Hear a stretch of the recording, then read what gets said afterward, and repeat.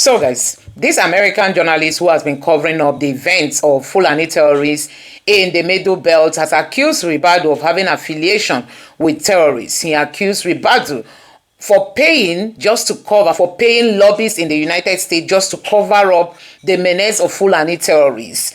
He has also questioned his position as the National Security Advisor. So guys, I'm going to allow you to take a look at the video. But before then, let me equally show you some other headlines. This one says, Kajuru kidnapping. Ex-presidential candidate Hashim accuses Nigerian government of complicity in abduction cover-ups. This is coming after 170-something persons were kidnapped in Kaduna State. Now, see how this headline here covered it. It says, the Kaduna State governor held a rally yesterday in a state where 176 Christian worshippers were kidnapped 6 days ago. These people are heartless. So, the Kaduna State governor went on a rally after terrorists, Fulani terrorists. He himself is a Fulani man.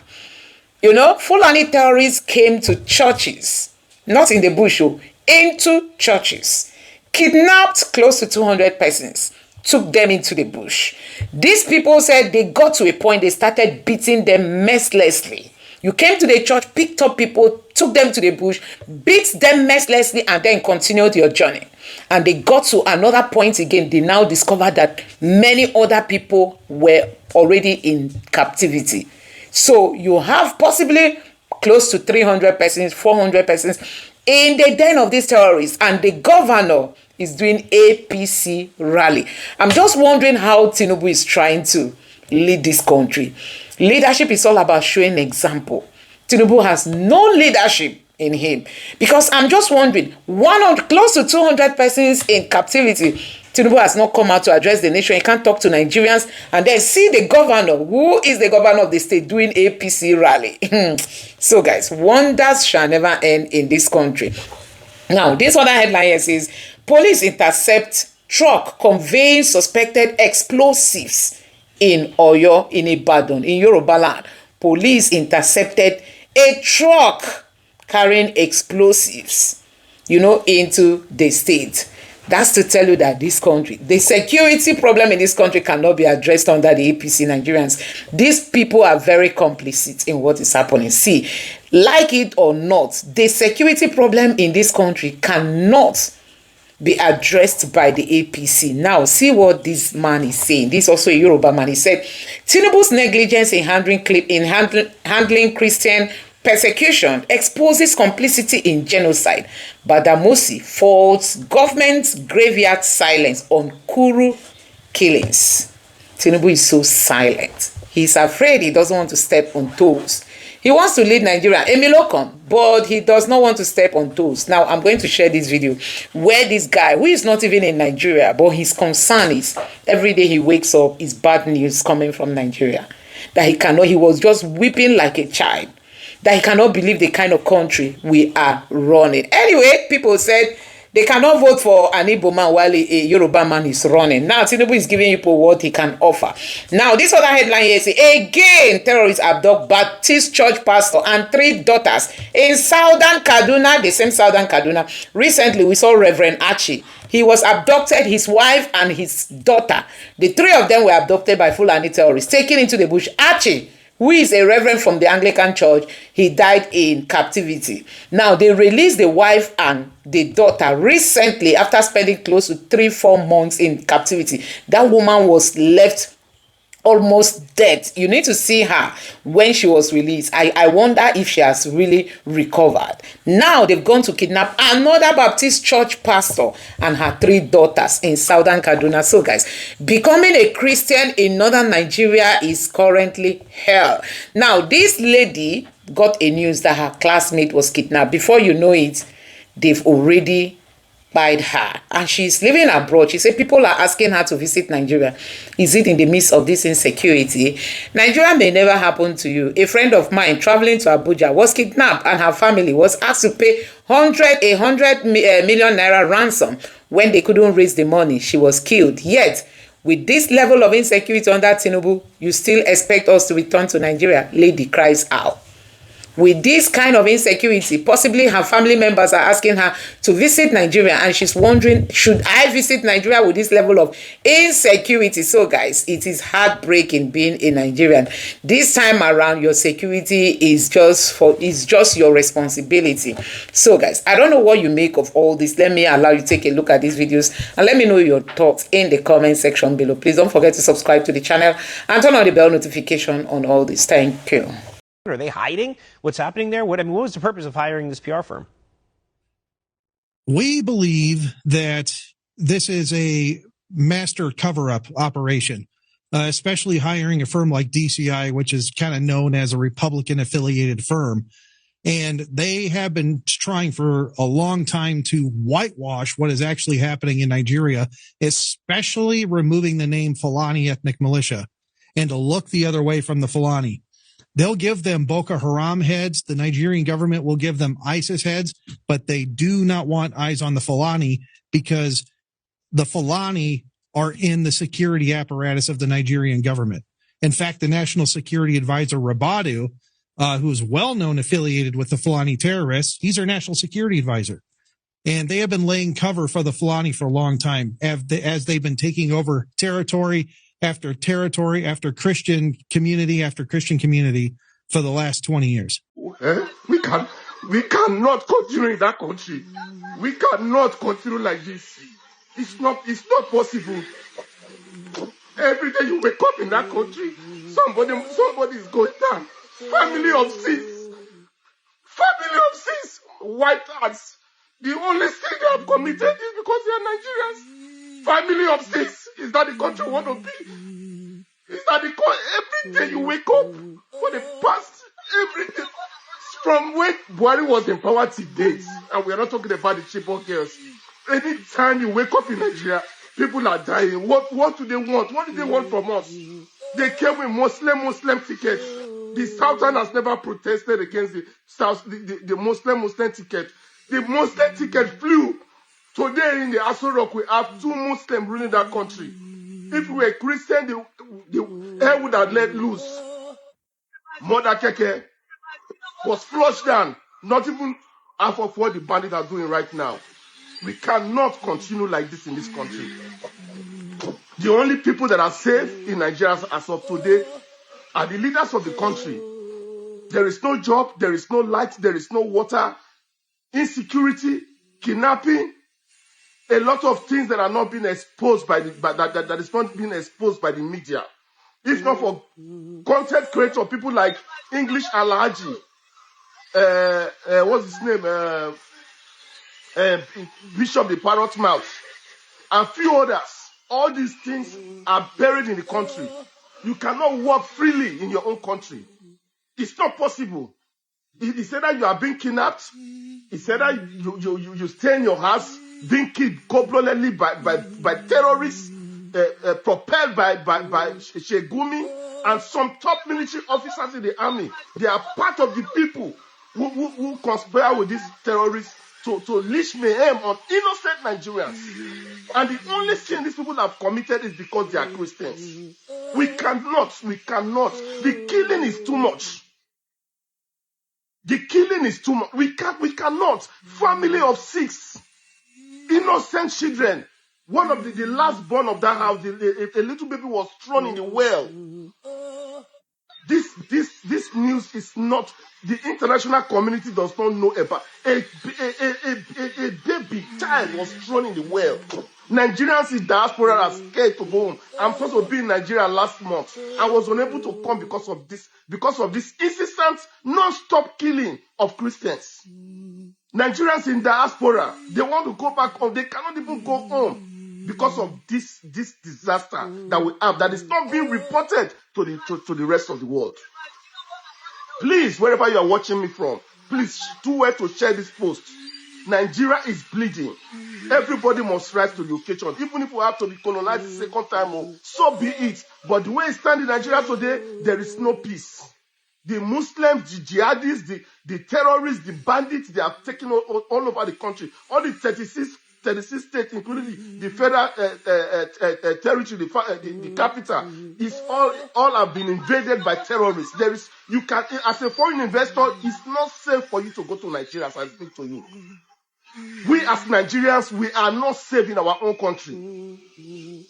No job, no water, no light, nothing. The only thing that is trending in Nigeria is incessant killing of innocent people. And the only sin they have committed is because they are Christian. We have presidents, we have Senate presidents, we have House of Rep leader, we have governors. All they do is to share this money within themselves and send their children abroad. I'm calling of the United States of America. I'm calling of Europe and Asia. If you know their children, send them back to Nigeria. Revoke their visas. Revoke their visas. Those are the people that you are supposed to be giving a visa ban, not the ordinary man in our society. These same leaders we are talking about, their children, they are in America here, they are in London. Please, fish them out and send them back to their father to go and see, face what the ordinary man is facing in our society. Nigeria is bleeding. There is no hiding place in Nigeria. Share this post.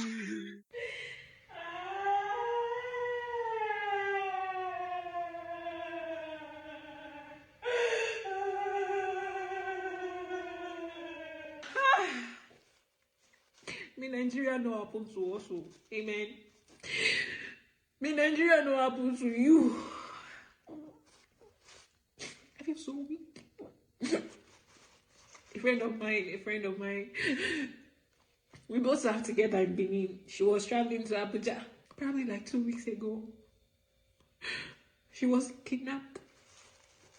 And they requested for 100 million naira for ransom. Her cousin posted on Facebook and tagged her. That was how I got to find out. I've been sending messages like to ask what's up. Her cousin just TM'd me and said she's been killed. They unalived her.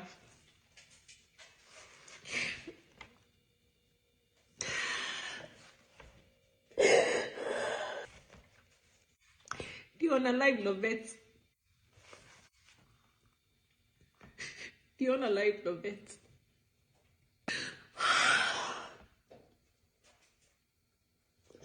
Me Nigeria no happen to you. Me Nigeria no happen to me. And so every one of you shouting, oh, come back home, come back home. You think we don't want to come back home? You think we are not exhausted and tired of clocking in and clocking out? What about the insecurity? Because when you say, oh, it can happen to anybody, anyone. Even some people who pay the ransom, they still want to alive some people. No, Lovette is gone.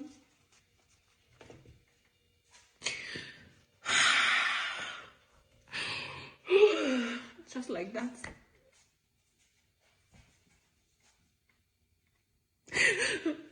Just like that, oh. Just like that.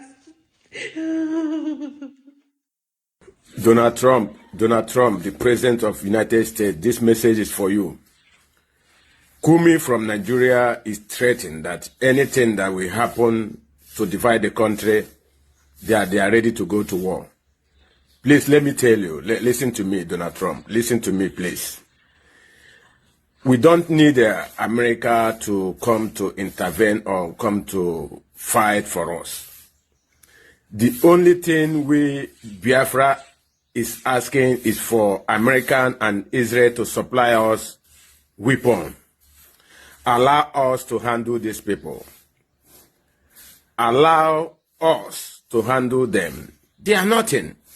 They are just doing this because of the weapon the politicians and their leaders are giving to them to be slaughtering innocent people. But if we Biafra happen to have the kind of weapon they have, that day, they will understand that the revenge blood, we are born with revenge blood. We are born with revenge blood. It's only we, the Biafra, can chase the terrorists away from that place.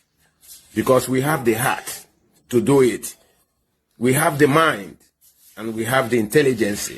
The only thing we don't have, that's why they keep killing us, is the weapon, the material. We don't have it. If you can help us, give us the material we need, that the material we needed, we will handle these people now. Who are they, man? What the hell did Northern think they are? Because they have gone. That is why they are doing as if they are God. Let us have what you people have, and see who will run. So, our brother from the international community will speak. You have seen what is going on here, and you greet our people. I'm sure you have a word or two for our people. It's time for you to speak now. There's no word that I can tell you that will change this. There's no word that I can tell you that will take away your pain. There's nothing that I can say or do that will take away your grief. I can't change this. What I can promise you is that I would rather die standing for truth than sitting in America while my people are oppressed, while my brothers and sisters are persecuted and massacred, while the world is just watching. Other Christians are just watching. Everyone in the world knows what's happening, and they're doing nothing. They choose to just watch. And your own government is feeding off of the blood of your brothers and sisters. They're profiting off of the blood of your brothers and sisters. You have thousands of villages around Nigeria that are gone, extinct, rubble. Bones are still in the villages. In Yawara, almost 300 were killed. We're rebuilding the village in Yawara right now. Bones are still on the ground. But the governor says there's no genocide. The one who claims to be a Christian. No genocide. While people are massacred. While blood is being poured out. And so what I call to you guys. In Nigeria, tens of thousands of people have been slaughtered. I preached there in that nation 2 different times. Preached one crusade that would have 100,000 people, they told me, every night.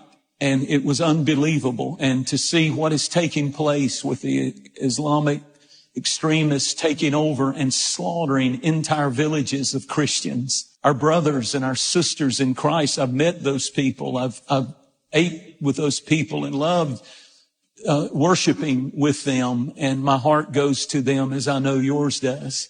In the Sudan and all of the other nations. Just 2 weeks ago, a Chinese pastor who pastors the largest church, Christian church in China, was arrested, and his entire staff, and no one has heard a word. His family is trying to get the world to pay attention and say, they're just gone. They're just vanished. We don't know where they are. If ever there was a cause that the church ought to pray about it, we ought to pray about the persecuted church around the world. In many nations that forbid it, they're underground and they're flourishing. Even in the nation of Iran, for example, the latest numbers that are coming out of there is there are churches underground that totals in the millions. And is an Islamic nation that forbids it, Sharia law that forbids it. But they, at great peril, gather in His name to worship Jesus. The word we've heard a lot is Islam is a religion of peace. No, it's not true. It's not true. Now, let me give you an example. In Quran chapter 2, verse 191, I'm just giving you a few examples. Remember, the Quran is my life. The Quran was the book that influenced everything about what I think, what I say, what I eat. The Quran, you don't know, let me give you this. Handling the Quran is so holy a book that, for instance, you can't go into the toilet or into the restroom and ease yourself and come out and touch the Quran. No. It's too holy. You have to wash your hands before you handle the Quran. That's why if a Muslim cites a Christian holding the Quran, that's a blasphemy. Oh, wow. And you can go for it. Yes. You can be killed for that. You can be killed by a Muslim because as a Christian, they saw you holding the Quran. Holding the Quran. It's like defiling the book. Because you need to carry out some rituals. Yeah, to You have hold to it. wash your hands and all of that. Say certain prayers before you handle the Quran. That's how much reverence they had. Right? They have for the book. And they believe that the Quran, from the teaching, actually they said the Quran was dropped from heaven to Prophet Muhammad. But that's not true. Later on, of course, come to discover. So based on research, I discovered that the Quran was books written by the different Sahabas, you know. So here is it. It said, kill them wherever you encounter them and drive them out from where they drove you. So when the Muslims, they had jihad, it comes around. This verse, Quran chapter 2 verse 191, it's a major spirit. Kill them wherever you encounter them. Stop. Kill them wherever. It's just like somebody reading the Bible. You would want to do everything the Bible says. Yeah. That's why the natural thing you find about Christian, to God be the glory, is love. It's because of what the book says. Now, this is the book, Quran chapter 9, verse 5. When the sacred months have passed, then kill the polytheists wherever you find them. Capture them and besiege them. So that's why if you watch it, during the Ramadan period, there are less killing. Immediately after the Ramadan is blood. Is this? When the sacred months have passed, then kill. Quran chapter 9 verse 29. Again, I'm giving you, out of many, I'm giving you just few. Fight those who do not believe in God. Now, this one, they are talking about those who do not believe in God. Now, these are the Jews and the Christians. Because they say, we call Jesus the Son of God, and Jesus is not the Son of God. So they said, wherever you find them, kill them for that belief. But if they submit to Allah, they agree to Allah, then they are to pay tax. And if they are not going to pay the tax, clear them. So these are the kind of things you, as a young person, you are hearing. Then every time the Imam is teaching and giving you these verses, these scriptures, you will say, Allahu Akbar, Allahu Akbar, Allahu Akbar. Then it takes you on a story, the story of jihad. And then he talks back to you to say, you are the hope of Islam. Allah will be proud of you to carry out this thing. Then he goes further and then he reads Quran chapter 8 verse 12. He will read it and you can be on that chapter for 3 hours. That verse. As in what? In repetition? In repetition. Because you have to be reciting it. You're reciting it. It becomes a spirit. It goes into your marrow. I mean, you're drinking water, you're thinking of the verse. You're eating, you're thinking of the verse. You're walking on the street, you're thinking of the verse. Your perspective is ruled by that verse. Wow. There is a strange energy I can't describe to you. There is something that you feel it. You feel the power. You feel the drive. And this was not just an experience isolated to you. All the other people you're with are also feeling the same they spirit. feel the same. Every jihadist is driven by that spirit. Wow. It's the spirit of the Antichrist. Wow. Very, very strong.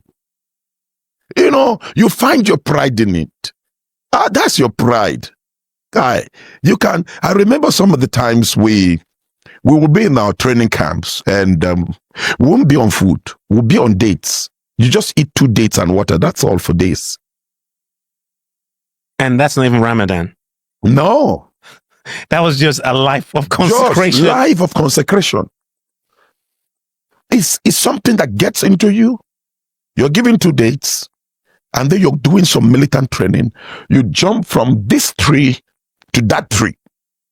And in between this and this are broken bottles and fire. If you drop, that's you. So you must win. Because you're going into a war. There is a war on earth. Islam must win. You must bring the world, the nations, under the control of Islam. So here is it. I will cast terror into the heart of those who disbelieve. That's Allah now speaking. So, when I do that, strike them upon the neck and strike every fingertips of theirs. You hear that kind of a thing in a lecture? You know this is what is demanded of you? How can you be a normal human? No. As I'm talking to you, I'm beginning to have a little bit part of, thank God I have the Holy Spirit in me. There's no way you can read this after meditation. We meditate a lot. There's no way after meditation you will strike. You will look for the opportunity. You will create the opportunity. So violence in defending of Islam is normal. It's normal. Let me read it. Quran chapter 8 verse 12. I will cast terror into the hearts of those who disbelieve. So how does he do it? Come and cause confusion. When you set the confusion, the next thing is do something, an argument sets out. You say blasphemy, blasphemy, blasphemy. And then the next thing you will see a group of army. Check them. It's young people and teenagers. They will come with stones, come with sticks to fight. It reminds me of the story I heard. I was in Sokoto State, a girl in a chat group. That's right. She said something. That's right. And it seemed something quite innocent. Absolutely. And before she knew it, she was burned. She was burned right in front of the authorities. And the faces of the young men who burned her were not hidden. They said it. It's on the net. Now that's it. And they were protected till today. The Sultan, that is the seat of the Sultan, the seat of the leader of Muslims in Nigeria. But today, let me use the word, to the leader of Islam, it was a justifiable act. They did well. They should be rewarded. Wow. You know, when you talk about it this way, it makes you think with how ingrained this is. I'm not really sure how we can move forward. Right now. Maybe you'll share with us the way forward at some point, because it seems quite hopeless. Quran chapter 47. Just few. So these things are dotted in hadith. And for the viewers that don't understand what the hadith is and how that compares to the Quran, can you just... The hadith is the life of the Prophet and his messengers. The Quran is termed as word that came from Allah, from God to him. But the hadith is a compilation of his lives, of some of his sayings, some of the his associates and the things they did. So you want to see his relationship with women, you want to see his relationship with people, you go to the hadiths. But the hadith is to most Muslims, the hadith is almost like the Quran. Because Muhammad is virtually worshipped. Forget about they don't worship any but Allah. Try to stand here and say, Allah, something is wrong with you. Nobody's going to touch you. But stand and said, Muhammad, in seconds you'll be down. Because Muhammad is the major force. So look at this verse. Quran chapter 47 verse 4.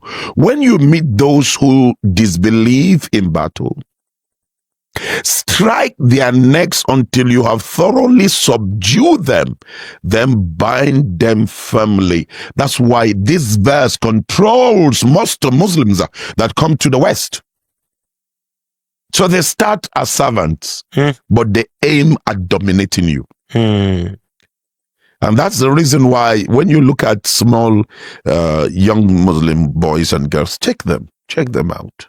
Their dressing and everything fits into what they've been taught. But they are watching.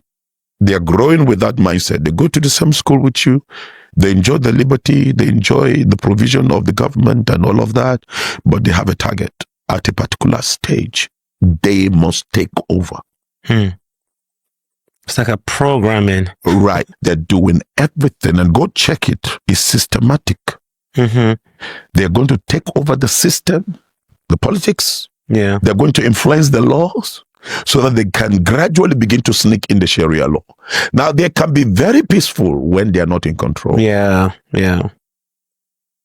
But they will follow you carefully until they begin to control. Because they play the long game. Yes. Like we said earlier, decades. Right. What we call in the military term, playing along.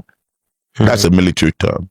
That means that you can just do as if you're harmless and then play along. But in the fullness of time, you reveal your true colors. You reveal your true self based on this. So there's no way somebody can be listening to this. And remember that the meditation on each verse is not something that you just read. Like I see a lot of Christians, they just read this book by verse of the Bible. Just in a minute, they are done. They didn't begin to, begin to think of other things, not Islam.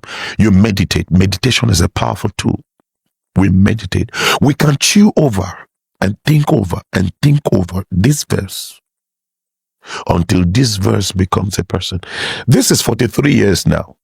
I left Islam. 43 years I left Islam, but I can recite. 43 years I have not, like I used to do, go to the Quran, take it, read it, and meditate. I pray 172 times every day. Wow. I don't do that anymore. Well, wait. As a Muslim, you prayed 172 times every day. So we are told that a good Muslim prays 5 times a day. Yeah. And so, because I was talking to an ex-Muslim recently, and I was making the comment that Christians have a prayer meeting and Muslims have a prayer culture. And then she said, they don't just have a prayer culture. The serious ones, they live in prayer. Absolutely. I was like, wow. Absolutely. 172. So when you say you pray that much, are you talking about short bursts of prayer where you pray before you go to toilet, you pray? Like how did that play out? Yeah, but there are certain rakats you do, when you're done with the normal time of prayer, you continue. You do your own more rakats based on what you want to invoke. What do you mean based on what you want to invoke? There are 360 gods, 360 spirits to every dealings of what you want. You call these spirits.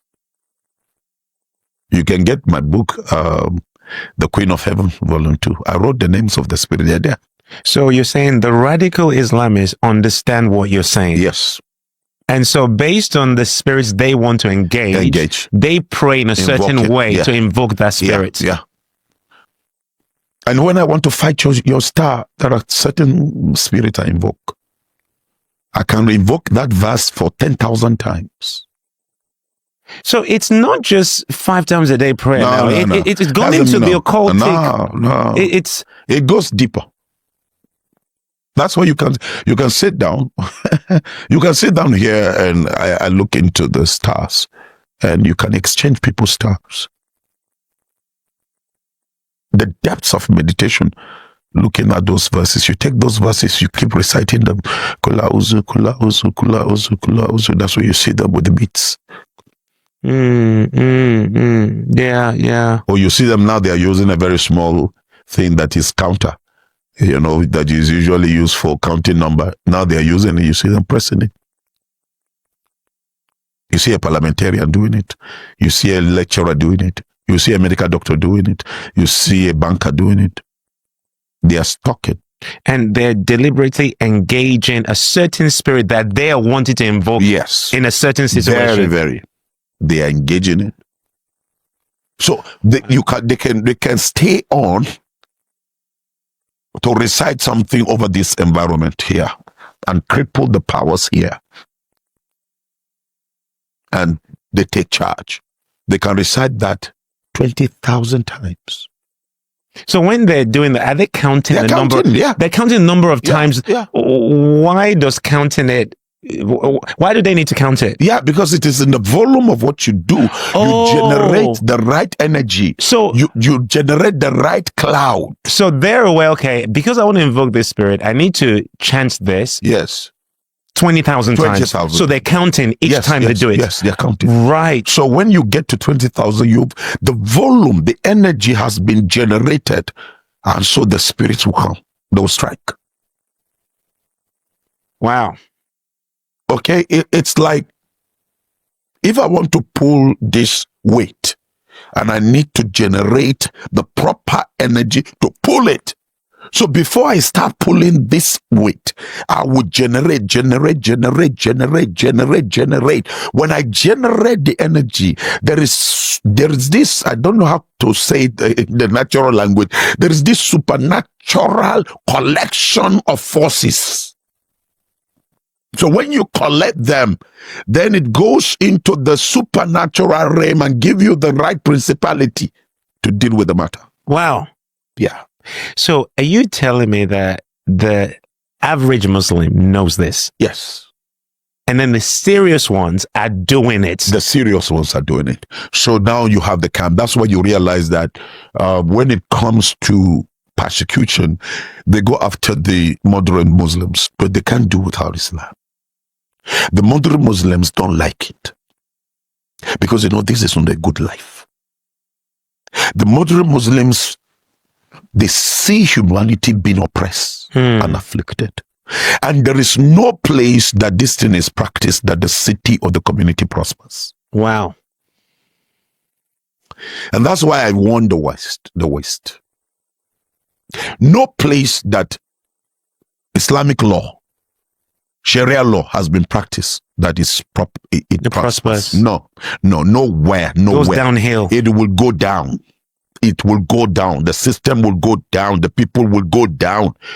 Everything will go down. It will become very restless, dirty environment. My goodness. Yeah. Because you're going with the spirit. Let me just read something. In hadiths, let me just read one hadith, Al-Bukhari. Al-Bukhari is one of the hadiths. There are many hadiths, but it's the most dangerous, I say there, is the most dangerous book on earth today. And the greatest thing any moderate Muslim can do is to throw that book away. The hadiths. No nation should allow hadiths to be practiced. No nation should allow hadiths to be produced. That's the book that can allow you 50-year-old to marry a 9-year-old girl. Yeah, that's the book. 9-year-old girl. That's wickedness. That's wickedness. That's the book.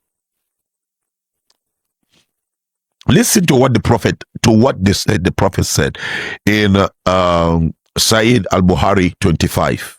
Okay? Al-Bukhari 2946. The prophet is reported to have said, I have been ordered to fight the people until they testify that none has the right to be worshipped but Allah, and that Muhammad, his messenger, perform the prayer and give zakat. Let me read it again.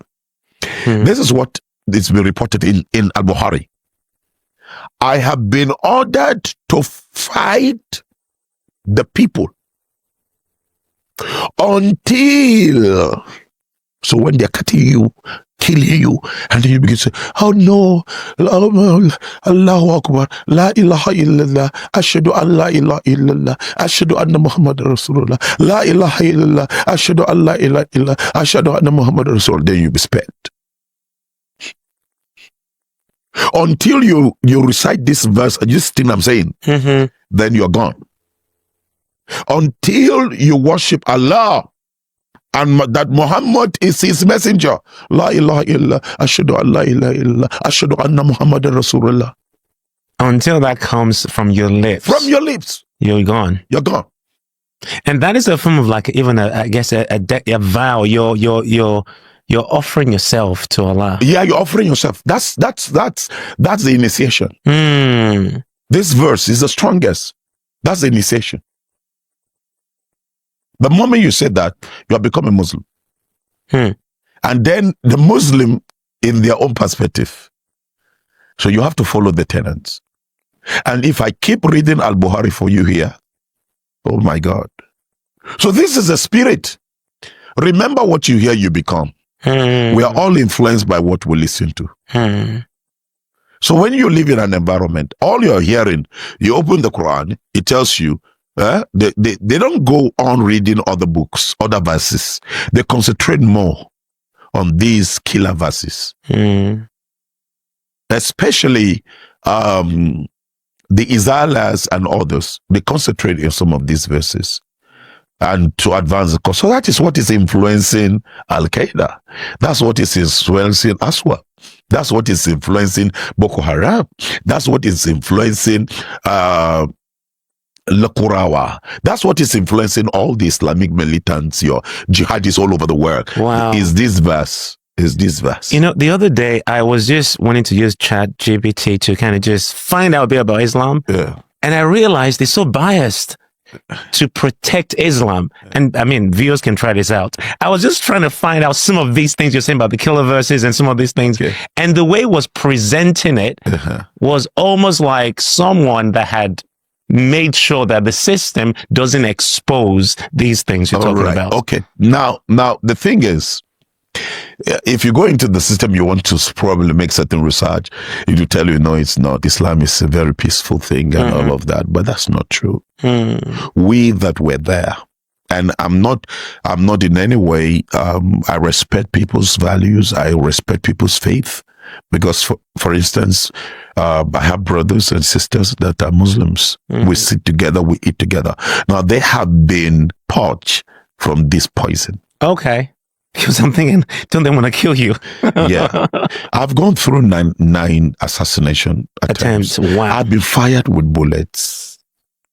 So I am alive by grace. To the average Islamic jihadist, it's still a mystery how Israel Muba is still walking this earth. Wow. I would like us to touch on some of those stories, because I want us to hear, because you're exposing things about Islam, and when you're done, I would like us to find out what happened next in your journey. So the thing is, why? Because of what I'm bringing out. All I'm saying is, I'm not saying don't practice Islam. But what I'm saying to you is, don't be a murderer for you to practice your faith. If you're truly serving God, then let's look at the true nature of the God. The God you say you're serving. That you're serving. Why would you not have Christian Boko Haram, Christian Al-Qaeda, Christian Lakurawa, Christian Aswap? All today, the most deadly groups on earth are all Islamic. When they are slaughtering your neck, they will be shouting Allahu Akbar, and you see a human blood. Oh my God. What are they saying? Allahu Akbar, Allahu Akbar, Allahu Akbar. So the Muslims should stop trying to defend and start talking to themselves. Wow. So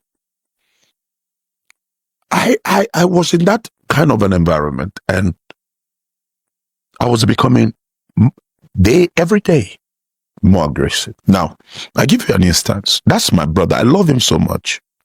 My brother got saved. My mother got saved, of course. Well, because of the love we have I love my mother too much. But because of our faith together with my brother in Christianity. Now, when my brother was going to get married, for instance, none of us appeared in the church. None of us went to the church. I hated my brother. It's my brother. But because he became a Christian, in my entire lineage, there's no Christianity. So he was the first. He was the first. Wow.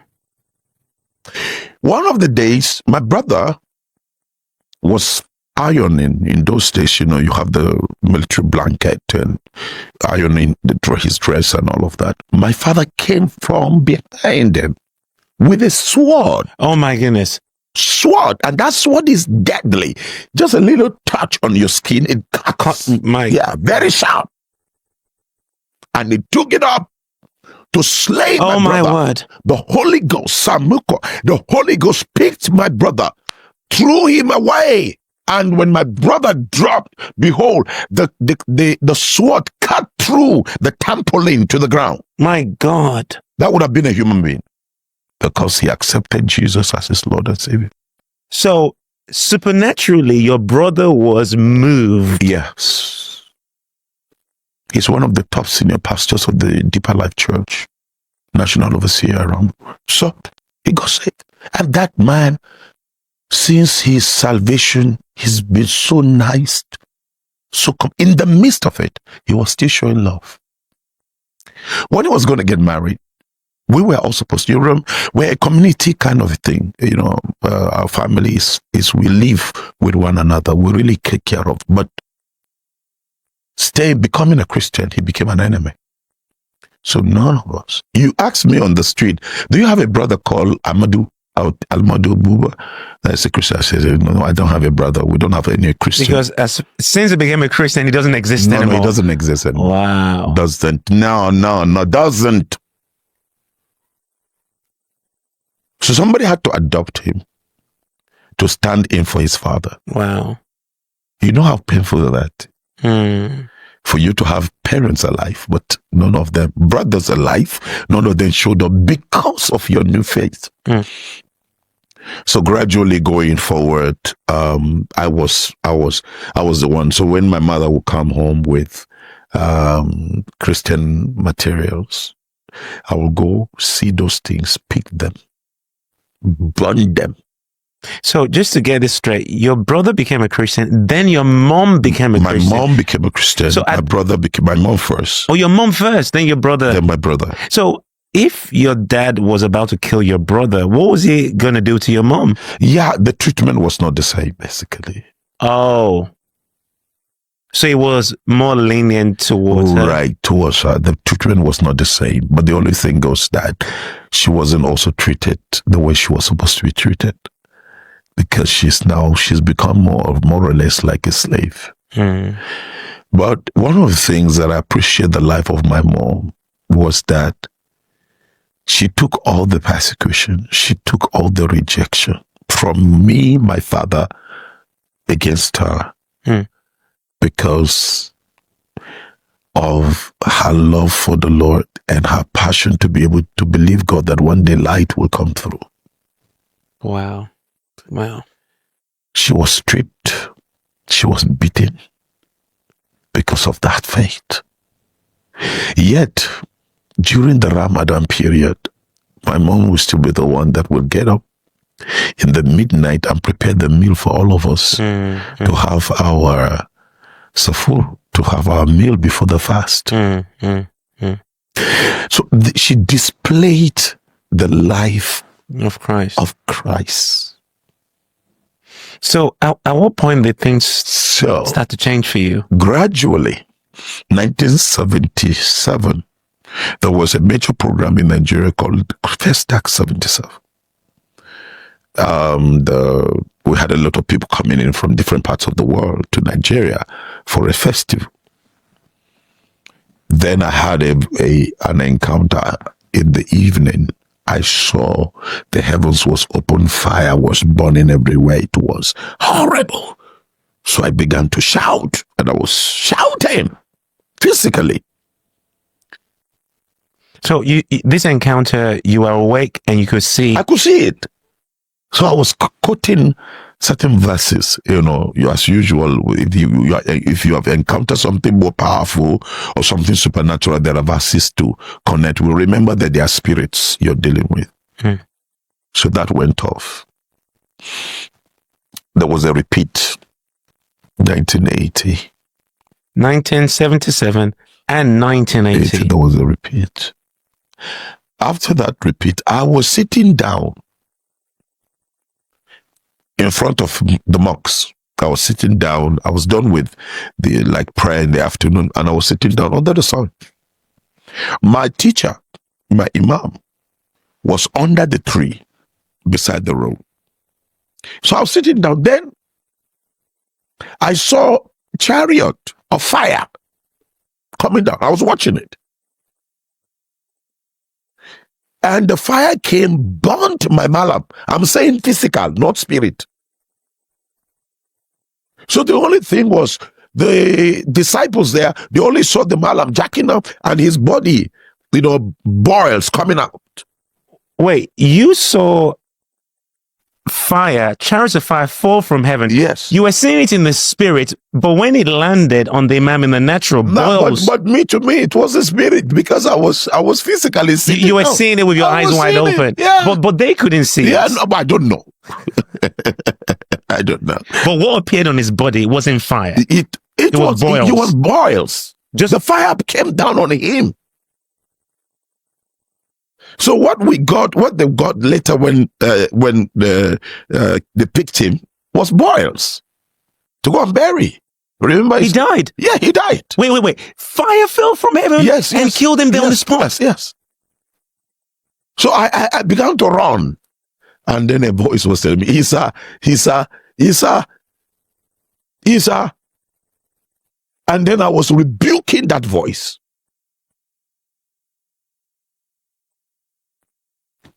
Then the last one was in 1982. Now, the more I was seeing those things, the more I was becoming more hardened, more aggressive. Then I knew that there was a contention between Islam and these other forces. Remember that we're always in the state of war for a cause. Can I ask you a question? So you're a believer now. Reflecting on that moment when that thing happened to that imam. Yes. What how do you explain? What do you think was going on there? That was the supernatural. God was trying to judgment? get me. A judgment came on that person because that man was the one that initiated us into deep occultism. Deep occultism. And remember, we weren't seeing it as occultism. We were seeing it as just Islam. That's all. It was, but he led us. He led a lot of us to do terrible things. But he was just a teacher of the Quran. He was only raising militants for Islam. That's all. So you're talking about the third vision. So the third vision came. I was taken into a place. And when I got into the place, they call it Blunkutu in my degree. We had already planned we were going to carry out some Islamic exercise in Gwange. So there was no way I can believe in Jesus Christ. It's not. I don't see how. It has to take super. That's why those encounters were making me more violent, more angry. I wanted to die. That's why you keep hearing me saying, if not that mercy has found me, I would have been long dead in one of the jihad fields. But the love of God, the prayers that have been prayed by invisible forces and people. This day I saw in a trance. I was sitting in a meeting, and suddenly I saw Jesus. The fire on him was so much. Then I saw hell. Then I saw my grandfather. Then I saw people I knew burning. Then Jesus took me. Then he showed me heaven. I saw the heaven I'm dying for. Remember, everything we're doing. That's why when you threaten a jihadist with death, you are actually encouraging the jihadists. Because the best you can do is don't even talk. Just what we call neutralize him. That's a language in military terms. It means just send him back to his maker. don't even try to talk to him, because the more you talk to a jihadist, death. They glorify death. They glorify. They are ready for that. Is beautiful. That is wonderful. That is a visa to heaven. A Jannah, where you will be drinking. See, you will have a river of beautiful wine, alcohol, wine that you didn't drink here in this world. You are not asked, you can't drink alcohol here. But there, Allah will give you river, beautiful one. Allah will give you a minimum of 70 virgin women. As long as you live in eternity, they will never be this virgin. They will remain virgin. Now, guys, let me take you through this reaction. A man has shared a video where armed robbers were robbing them on the road, Ore-Benin Express Road. He says armed kidnappers and robbers on the Ore-Benin Express Road. Thank God I escaped. Lives were lost, but God kept me safe. Man was saying. So, guys, this country is not safe again under TINUBU. Now, let's see how Nigerians have reacted to it. This person said, Benin people and their desperation for money, na they yahoo plenty, na they kidnapping plenty. As you define money, no lose your conscience. We are all human beings. If we all decide to, they do bad. This life no go contain us. So poor man stealing from the poor, that's heartless. Another person, this is a police checkpoint. But you never see them in situation like this. They would have been far gone into the bush. Very useless set of animals. Any proactive when it's time to extort. Okay, only proactive when it's time to extort the citizens. Truly harrowing. This man account highlights the danger travelers face on the Ore-Benin Express Road. While lives were tragically lost, his survival underscores the role of vigilance, caution, and for him, divine protection. You see it? Oh my God. This person here said, your governor is walking. Governor way they enter gutter. Okay, this person say, now every day them they act movie for this road from starting to ending till you reach Lagos or Benin na checkpoint. Yet every day bandit they carry people. Una never want talk truth to Nigeria security agencies. So guys, I'm really feeling for people who are traveling. Nigeria is never a safe environment. We better stop blaming God and take action. Same God, same God us brain to solve. Okay, God give us brain to solve problems of insecurity. Stop justifying such thing in the name of God. Now the unnecessary thing you dey hear, Benin no dey carry last. And checkpoint full the road. Where are the army and police? Them come enter. Where them come enter? This person is asking. So guys, these are reactions coming from Nigerians after it was spotted that a man escaped kidnappers, who came out, and even though some lives were lost, he believed that God saved him. He was not among those that were caught up. Now, this other headline here says IPOB warns Governor Soludo against penalizing citizens over Monday sit at home in Anambra. Okay, that has to do with Nnamdi Kanu. And this one says, don't like your government. They don't like your government. Prime Minister reveal warning to TINUBU against accepting Trump's help to fight terrorism. Okay, so this man is saying don't accept. Another one here says Former AGF Malami claims DSS is denying him access to lawyers, calling detention unlawful and violating constitutional rights. So they are denying him access to lawyers. So guys, it is really, really so sad that this government is taking Nigerians for granted. This person who authored the tax gazetted law, who authored the tax gazetted law. The TINUBU's government is failing to prosecute the people involved in that tax law that was authored. So guys, a whole lot is happening in Nigeria. I mean, a whole lot is happening in Nigeria. Now,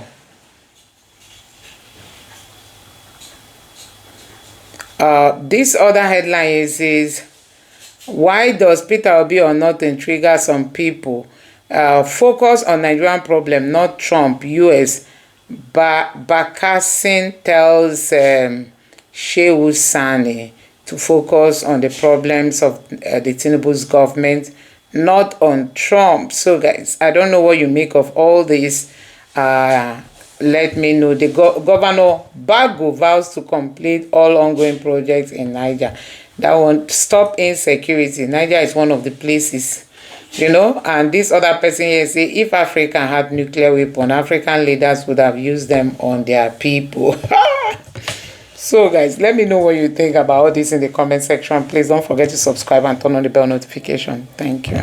So guys, this American journalist who has been covering up the events of Fulani terrorists in the Middle Belt has accused RIBADU of having affiliation with terrorists. He accused RIBADU for paying lobbyists in the United States just to cover up the menace of Fulani terrorists. He has also questioned his position as the National Security Advisor. So guys, I'm going to allow you to take a look at the video. But before then, let me equally show you some other headlines. This one says, Kajuru kidnapping, ex-presidential candidate Hashim accuses Nigerian government of complicity in abduction cover-ups. This is coming after 170-something persons were kidnapped in Kaduna State. Now, see how this headline here covered it. It says, the Kaduna State governor held a rally yesterday in a state where 176 Christian worshippers were kidnapped 6 days ago. These people are heartless. So, the Kaduna State governor went on a rally after terrorists, Fulani terrorists. He himself is a Fulani man. You know, Fulani terrorists came to churches, not in the bush, into churches, kidnapped close to 200 persons, took them into the bush. These people said they got to a point they started beating them mercilessly. You came to the church, picked up people, took them to the bush, beat them mercilessly, and then continued your journey. And they got to another point again. They now discovered that many other people were already in captivity. So you have possibly close to 300 persons, 400 persons in the den of these terrorists, and the governor is doing APC rally. I'm just wondering how Tinubu is trying to lead this country. Leadership is all about showing example. Tinubu has no leadership in him, because I'm just wondering, close to 200 persons in captivity. Tinubu has not come out to address the nation. He can't talk to Nigerians. And then see the governor, who is the governor of the state, doing APC rally. So guys, wonders shall never end in this country. Now, this other headline here says, police intercept truck conveying suspected explosives in Oyo, in Ibadan, in Yoruba land. Police intercepted a truck carrying explosives, you know, into the state. That's to tell you that this country, the security problem in this country cannot be addressed under the APC Nigerians. These people are very complicit in what is happening. See, like it or not, the security problem in this country cannot be addressed by the APC. Now, see what this man is saying. This is also a Yoruba man. He said, Tinubu's negligence in handling Christian persecution exposes complicity in genocide. Badamosi faults government's graveyard silence on Kuru killings. Tinubu is so silent. He's afraid. He doesn't want to step on toes. He wants to lead Nigeria, Emilokon, but he does not want to step on toes. Now, I'm going to share this video where this guy, who is not even in Nigeria, but his concern is every day he wakes up is bad news coming from Nigeria. That he was just weeping like a child. That he cannot believe the kind of country we are running. Anyway, people said they cannot vote for an Igbo man while a Yoruba man is running. Now, Tinubu is giving people what he can offer. Now, this other headline here says, again, terrorists abduct Baptist church pastor and 3 daughters in southern Kaduna, the same southern Kaduna. Recently, we saw Reverend Archie. He was abducted, his wife and his daughter. The 3 of them were abducted by Fulani terrorists, taken into the bush. Archie, who is a reverend from the Anglican church, he died in captivity. Now, they released the wife and the daughter recently after spending close to 3-4 months in captivity. That woman was left almost dead. You need to see her when she was released. I wonder if she has really recovered. Now they've gone to kidnap another Baptist church pastor and her 3 daughters in southern Kaduna. So guys, becoming a Christian in northern Nigeria is currently hell. Now this lady got a news that her classmate was kidnapped. Before you know it, they've already buried her and she's living abroad. She said people are asking her to visit Nigeria. Is it in the midst of this insecurity? Nigeria may never happen to you. A friend of mine traveling to Abuja was kidnapped and her family was asked to pay 100 million naira ransom. When they couldn't raise the money, she was killed. Yet with this level of insecurity under Tinubu, you still expect us to return to Nigeria? Lady cries out. With this kind of insecurity, possibly her family members are asking her to visit Nigeria and she's wondering, should I visit Nigeria with this level of insecurity? So guys, it is heartbreaking being a Nigerian. This time around, your security is just your responsibility. So guys, I don't know what you make of all this. Let me allow you to take a look at these videos and let me know your thoughts in the comment section below. Please don't forget to subscribe to the channel and turn on the bell notification on all this. Thank you.